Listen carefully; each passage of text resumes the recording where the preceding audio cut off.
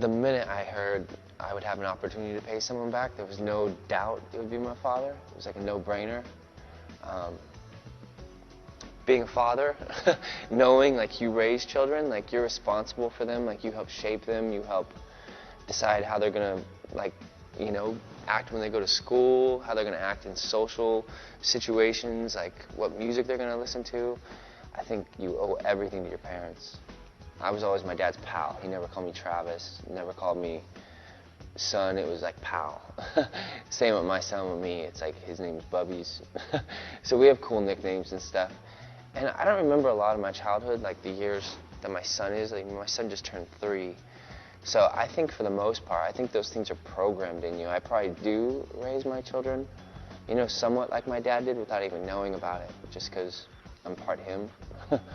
Well, growing up, because I was a nightmare, a true nightmare, I think he didn't have any other choice but to be really stern with me and be very strong and not show me a whole lot of him and his friends or whatever, but just to kind of keep my butt in line a lot of the times.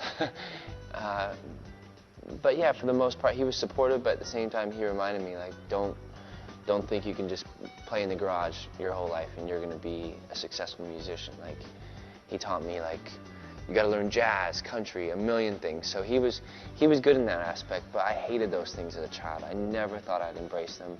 And as I got older, it's awesome to know about Buddy Rich or Louis Bellson or country artists. Like, you know, it's cool because a lot of my friends grew up just listening to hip hop or just listening to metal or something. So it helped, you know, shape me. I always, when I see a great drummer to me is someone who is feeling what they're playing. I see a lot of lazy drummers who look like they're having the worst time of their life.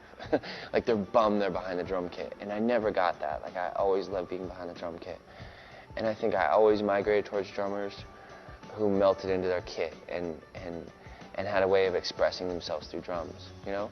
And that could be my only goal as a drummer, to let, you know, anytime anyone sees me play, they know I'm passionate about what I'm playing and I'm just not out playing notes or they don't mean anything, you know? So I think that would be my only goal. I have many goals as a drummer. I don't ever feel comfortable, I guess you'd say. I always have like another place I'm trying to go, you know, whether it be, you know, learning to program drums or sound like a program drummer, or right now I'm learning how to play with one hand so I can continue on so I don't have to sit home for 6 weeks. So that'll be a big accomplishment for me and it'll make me a better drummer as well.